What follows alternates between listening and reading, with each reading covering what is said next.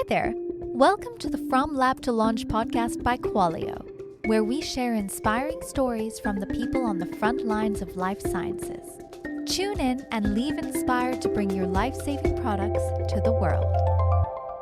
Hello, everyone. Welcome to another episode of From Lab to Launch.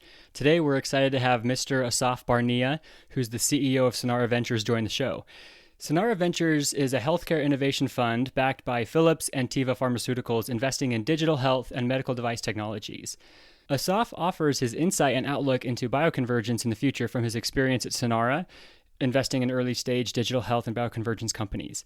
He also shares experiences as the co-founder of the World Bank's International Finance Corporation's Tech Emerge initiative. It is a unique acceleration platform that connects healthcare startups from around the world with leading corporations and hospitals in emerging economies. He talks about the work done in India, in Brazil, and now Africa. It's truly an inspiring and life-changing work that they're doing over there. In his career, Mr. Barnea co-founded CardioSense, a medtech startup company, served as the CEO of Kinross Ventures, spearheading its acquisition by Hutchinson Water in 2012. He spearheaded business development at Mekarot, Israel's national water company, where he oversaw the establishment of WaTech, the Entrepreneurship and Partnership Center for Water Technologies, where he received the Cleantech Group's Innovation Hero Award. And a unique kind of highlight in Assaf's story is basketball. He played basketball at New Jersey's Seton Hill University, where he and his team won the Big East Championship against Georgetown in 1991, playing in the Madison Square Garden against Dikembe Mutombo and Alonzo Mourning. He played professionally in Europe for years and shares also some parallels between athletic prowess and entrepreneurship. We're excited to have him share his perspective and advice for entrepreneurs today with Robert, so let's get to it. I'm really glad we got a chance to connect. I appreciate you taking the time. I'm sure things are crazy busy. You have a very interesting story, and I think for our listeners, a lot of our listeners are founders and executives in early stage life sciences companies, or even people in companies that are really beginning to scale up. And it sounds like in your career, you've learned a ton of lessons that will be very helpful. So I appreciate you taking your time. Where I thought we might begin is if you could maybe tell a bit of your story about how you got to running Sanara Ventures. Sanara was established about 7 years ago as a joint venture of Phillips and Teva Pharmaceuticals. And they actually were looking for someone to run the show who is independent, not necessarily from Teva and not necessarily from Phillips. Yeah. So they called me up, and actually we co-funded Sanara as an early stage investment platform. We invest between $1 million to $1.5 million initially in seed stage companies, which are based in our office actually just 20 minutes north of Tel Aviv. At the moment, we have about 17 companies in digital health, medical devices, and what is called bioconvergence, which I will elaborate momentarily. But basically, my team, I have a team of close to 10 people, and we have been supporting the startups, both injecting capital and becoming shareholders and board members in those companies, but as well as providing them with business services, technical support, value-added services. So this is a combination of kind of an incubator VC, which we run. We're now in the process of actually setting up our follow-up fund, which is called Sanara Capital, which is a $100 million fund to do the post-incubation investment, which is basically A rounds of $5 to $10 million typically. Mm-hmm. And this is where Sanara will become more of a platform that can address even later stage companies A and B as well. So you mentioned co-working.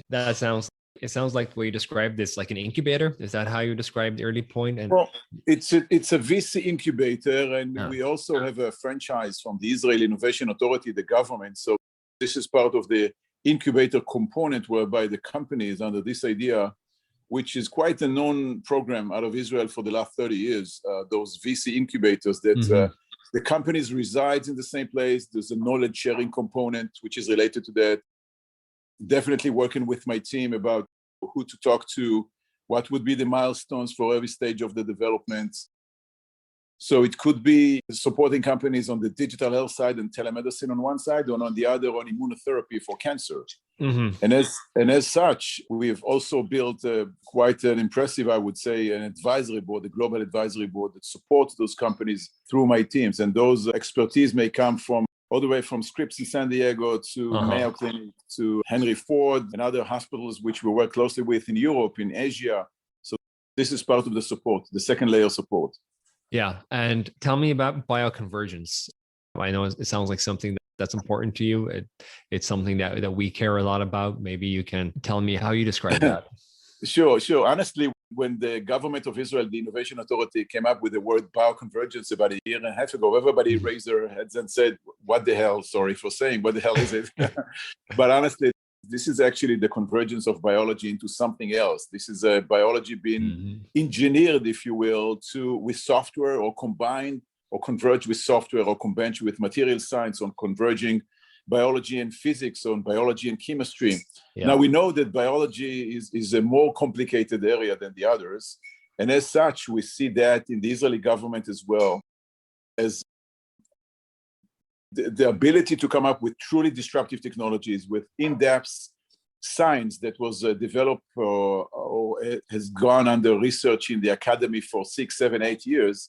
For instance, we as Sanara happen to be that we have 5 companies which are bioconvergence, happen to be that now they have been defined as bioconvergence companies, because now it became like a known phrase or framework to work under. But before we even knew about this term of bioconvergence, we invested in them because of the depth of technology. So it could be a company like we have a company called nanodrops, which are drops in your eyes that replacing lenses and glasses. It could be immunotherapy for cancer. It could be a brain aneurysm that involve physics and biology altogether, and it could be software integrated into computational biology. So this is, in simple words, bioconvergence. It's a really great term, because everybody in the space right now, I believe, is signing on to the concept that while software has been eating the world over the past couple of decades, bio is now the new frontier. And I think that Teresa Horowitz said when they launched their third bio fund early last year that bio is not the next new thing, bio is becoming everything. And I believe that is going to be as true in hindsight as the software eating the world statement. So I'm really excited about everybody seeing this, and the applications are just tremendous. It is, you've been using the word frontier. It is exactly that, being able to cross the frontier of biology by using other disciplines. And this is exactly where we can hopefully overcome some of those very, very deep challenges within the biology space that we've been seeing the last decades through technology, through software, let it be, as I said before, computational biology, or printing of organs, or delivering drugs to the brain and crossing the BBB, the blood-brain barrier. So these are exactly the complexities that bioconvergence is trying to address. Yeah. What are you most excited about in that space right now? It's, I think, as an investor, as a VC, basically we see potential of exits, which potentially might be even bigger than digital health. To some extent, digital health could be, if you take some benchmarks of digital health, it depends really, but the bioconvergence, if there's a depth of technology, we see as big potential, in some cases even bigger potential for bigger exits of corporates buying those technologies, let it be in the narrow kind of brain, or let it be in the other cardiovascular. We see a huge potential for that, as long as the companies may get to a proof of concept, and may not necessarily be with the needs to go through the long buying cycles, really getting into the marketplace, but rather really being able to provide something to the corporates who potentially will buy them in an earlier stage. I think that's pretty clear with companies like Ginkgo Bioworks now. When you see the valuations they're putting up, I think they're one of the first of the new wave of companies in the space, at least as we see it. So you're with Sanara Ventures, you have that major part of your work. You co-founded the IFC's Tech Emerge initiative. Maybe you could tell me a bit more about that, and maybe if there's any overlap. There's overlap actually in the sense of bringing innovation to places where it may be stated as we welcome innovation, but the hard component of that is you need to build a mechanism to bring innovation into corporates, into governments, into countries.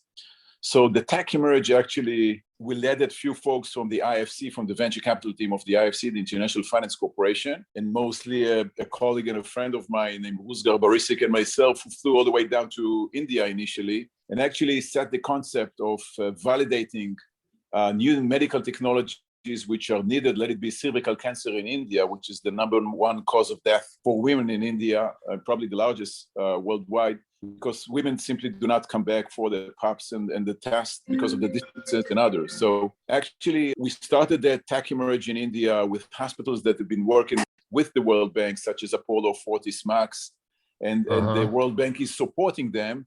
And we call upon initially like 400 companies globally, those who have finished R&D and are ready to start commercialization. So we called 400 companies from Spain, from Norway, from Australia, New Zealand, Germany, the US for sure, Israel. And basically we screened, we used a team, various teams as judges that were screening those technologies. And basically we brought 40 of those companies to be admitted to this program in India initially. And if I'm not mistaken, where we started, we had 25 pilots of validation for those companies, which the Indian hospitals did not know that there are solutions out there, but they needed to go through the technology transfer or to this open platform, which we built, to be validated in India. And I think, if I'm not mistaken, about 15 companies were able to get into commercial agreement with those hospitals in India. Then we took it down to Brazil, to Sao Paulo, with 25 hospitals in Sao Paulo. And actually, this last year, we brought it also to Africa. So this is truly something that I'm personally very proud of. With the colleagues from the IFC, we were able to build something which is not just to provide the check, a large investment ticket of whatever, $15, $20 million as a VC, but rather really putting your hands into the early stage component of validation, going through the process, defining the success criteria of those pilots, and then setting up the ground for commercialization. Congratulations on that success. That's really impressive. Thank you. So with all that experience, what advice would you give to any entrepreneurs, founders, or people looking to get into this space and make a difference? One, yesterday I had the pleasure to interview the CEO of Phillips for the Made in Israel conference, which we host by the Israeli Export Institute and the Ministry of Economy. And I'm also the chairman of the Life Science Board in the Israeli Export Institute. And I had the pleasure to interview Franz Van Houten, who's the CEO of Royal Philips. And one of the things that I've asked him is about a new partnership that they actually built with Disney, and taking the content of the animations that we all love and see when kids are going through an MRI examinations and they have a lot of anxiety and fear. This is basically now using those animations in the MRI with the Philips technology to reduce the anxiety and claustrophobic fear. So actually, one of the quotes there that I saw as a preparation for that interview was a quote from Disney, that the difference between success and a failure is not giving up. So that would be my first tip and advice to entrepreneurs. Do not give up. Even though you're going through the ups and the downs, if you truly believe, don't give up. Don't give up for looking for capital. Don't give up on the right partner. Don't give up. So this is one thing. But there's a big but on the other side. Be able to listen. A lot of entrepreneurs that I meet, they're just in a very a selling mode. They're just trying to sell and convince. I think this might be a point that a lot of entrepreneurs, because of their personality or because of their motivations, they don't necessarily listen enough to the feedbacks for anything which is related to product market fit, anything that is related potentially to pricing, to regulation, to reimbursement. And to that extent, I would say both don't give up on one side, but be able to truly listen and integrate those feedbacks to your product development. Wise words. Thank you. I wish more people had that from the beginning. It's good feedback, and I think people often learn that lesson. It's a mindset. It's a mindset. It's a mindset, and people don't acknowledge that. Sometimes when I have a chance to speak one-on-one with those entrepreneurs, and I tell them, don't try to sell so much. Please listen when you meet delegations, CEOs, or when you meet investors. Do listen to them. It is very important to listen carefully to their feedbacks and make sure that you bring it to your product development and to the roadmap of the company. Yeah, I know we're coming near the end of our time here, Assaf. Slight change of speed here. I was reading more about your background. It sounds like you were a pretty accomplished basketball player. in your day in university. One last question for you. Do you still follow college basketball? Every now and then I had a great career. I've been playing as a professional for 14 years. I had a very good year at Seton Hall where with PJ Carlissimo as my coach. And we won the biggest championship. We beat Georgetown with Alonzo Mourning and Dikembe Mutombo in the Madison Square Garden. I have a championship ring. And then after that, I came back to Israel and I was playing as a professional in Israel and in Europe for 13, 14 years. So this is on one side, this is definitely something that I embrace, the career, the motivations, the challenges, the way to handle that and bring it also to entrepreneurship on one side. But honestly, only when it gets to the NBA finals or only to that stage, I simply don't have much time now. And I indulge myself only in very special moments, not necessarily following up all the routine leagues, games in Europe or in Israel or in the NBA, unfortunately. Yeah, it's quite the story. I'm sure there are lots of the lessons learned in elite sports performance and business performance and spotting and nurturing talent. And to your point about listening, I have found that the greatest performers are always beginners in any field, and you're always learning. That's probably the superpower I've noticed across the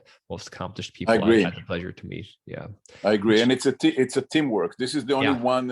Actually, there's only one poster. We have a very big office in Sanara, and the only one which indicates my previous background is a quotation that I took from Michael Jordan that basically it's a non-quotation, I believe, but there's a big picture in the Sanara office whereby talent wins games, but teamwork wins championships. And this is something that teamwork wins championship. Even though you can be very talented, you may be winning some games here and there, but if you want to win the championship, you have to go into a true teamwork. And this is the one quote that I took from my previous basketball career, and I put it on a big poster and a picture in the Sanara office for those entrepreneurs to make sure that they understand working with us as investors, working within themselves as a team of a group of entrepreneurs as well. I love that. I may steal that quote from you. I guess it's not second hand, it's third hand right now. But thank you very much for taking the time to chat with us today. I wish we had longer. We might bring you back in the future to learn a bit more about that journey from sports to business and just the amazing career that you've had. But for today, thank you very much for sharing. And I'm excited to get this out there for other people who are either wanting to follow in your footsteps or learn more about bioconvergence and this huge shift that's happening in this industry. And digital health. Digital health, of course, did not spoken much, but this is our actually main vertical. Bioconvergence is the second medical field that we are investing in. So both digital health and bioconvergence are the pillars for the Sanara investment thesis, basically. Thank you so much. Pleasure. Thank you much, guys. Thank you. Take care.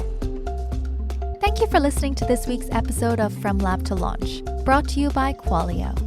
If you like what you've heard, please subscribe and give the show a positive review. It really helps us out. For more information about Qualio, our guest today, or to be a guest on a future episode, please refer to the show notes. Until next time.